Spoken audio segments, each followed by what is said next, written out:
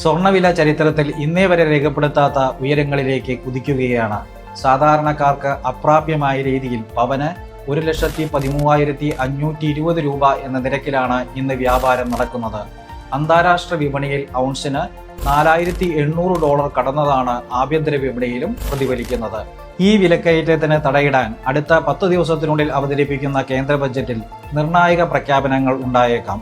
രാജ്യത്തെ വർദ്ധിച്ചു വരുന്ന വ്യാപാര കമ്മി നിയന്ത്രിക്കുന്നതിനായി സ്വർണത്തിന്റെ ഇറക്കുമതി തീരുവ വർദ്ധിപ്പിച്ചേക്കുമെന്നാണ് പ്രധാന അഭ്യൂഹം. കഴിഞ്ഞ ബജറ്റിൽ സ്വർണ്ണക്കടത്ത് തടയാനായി തീരുവ 15% നിന്ന് 6% കുറച്ചിരുന്നു.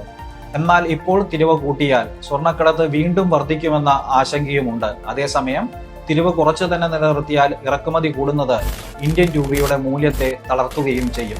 സ്വർണ്ണവിലയിലെ ക്രമാതീതമായ വർധന ചൂണ്ടിക്കാട്ടി GST 3% നിന്ന് 1.5% കുറയ്ക്കണമെന്ന് ഓൾ ഇന്ത്യ ജം ആൻഡ് ജ്വല്ലറി ഡൊമസ്റ്റിക് കൗൺസിൽ ധനമന്ത്രിയോട് ആവശ്യപ്പെട്ടിട്ടുണ്ട്. കൂടാതെ സ്വർണം പണമാക്കി മാറ്റുന്ന ഗോൾഡ് മോണിറ്റൈസേഷൻ സ്കീമുകൾ കൂടുതൽ വ്യാപകമാക്കണമെന്ന നിർദ്ദേശവും വിവിധ കോണുകളിൽ നിന്ന് ഉയരുന്നുണ്ട്. സ്വർണ്ണവില പിടിച്ചു നിർത്താൻ ബജറ്റിൽ സുപ്രധാന പ്രഖ്യാപനങ്ങൾ ഉണ്ടാകുമെന്ന് തന്നെയാണ് പൊതുവെ കരുതപ്പെടുന്നത്. നിങ്ങൾ എന്ത് കരുതുന്നു? സ്വർണം വാങ്ങാൻ ബജറ്റ് കഴിയുന്നതുവരെ കാത്തിരിക്കണോ? നിങ്ങളുടെ അഭിപ്രായങ്ങൾ താഴെ കമന്റ് ചെയ്യുക.